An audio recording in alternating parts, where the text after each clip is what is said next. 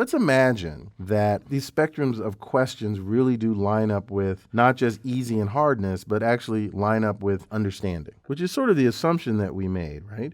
That anyone can answer the easy questions, but as you know more, you can answer the hard questions. That means the chance of you being able to, the sort of these questions are aligned, not just in terms of easy and hard, they're actually aligned with some underlying notion of what you actually know, what your knowledge is, which I'm just writing as understanding here. Okay. Now, furthermore, let's imagine your understanding were here, okay? This is really where you are in this understanding scale. This is where Curly is. That's where Curly is. Okay, in this linear scale of, knowledge. Yeah, so this linear scale of knowledge about dinosaurs that apparently requires some background in calculus, you're basically here on this linear scale. Well, what would that mean for you to be right here? Well, it probably means that for questions way over here, those really are easy for you, and you'll always get them right.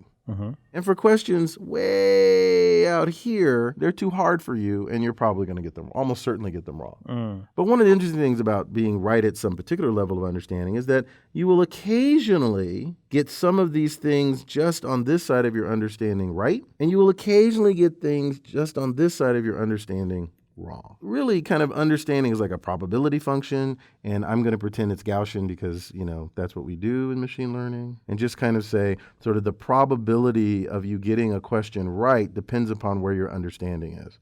And as you move far in one direction, you will always get them right. Far in another direction, you will always get them wrong. But right around your level of understanding, there's some noise there.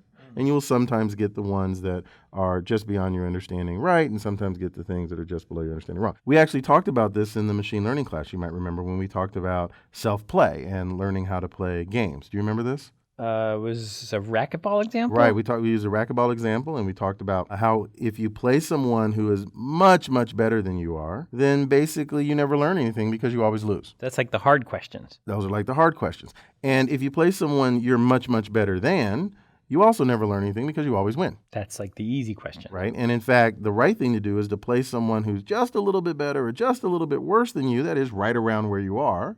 And then you'll actually learn something because the exploration makes sense. And sometimes you get positive feedback, sometimes you get negative feedback, and you learn how to modify your actions and to learn. Okay, that makes sense to me. Right. And so by analogy, that's what's happening here. If I can give you questions right around where your level of understanding is, then you might learn something. Good. So, given that highfalutin thought and taking it all the way back to racquetball, what do you think a good set of incentives might be? I don't know. What I wanted to say was, well, you want to be getting like half of them right, and so we could pay off the teacher. Well, I guess we pay the learner off for getting things right because that's really what the learner should be striving for. But we can pay off the teacher for keeping things around a half. But that doesn't really make sense because then the teacher could do I'm just going to randomly choose from a really easy problem or a really hard problem, and on average that'll be a half. So it'll really not be asking any questions that are in that happy zone. Oh, that's good. So actually, what you just said is pretty important.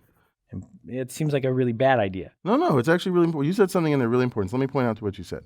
You said that if I tried to pick a half, or any distribution really, okay, then the teacher can always just choose questions to kind of get that distribution. And sometimes they'll be incentivized I'll just pick easy ones or hard ones where I know I'm going to be able to get the distribution that I want. Right. And that sort of misses the point. Yeah. But what if I don't allow you to pick the question? What if instead I require you to tell me where this line is?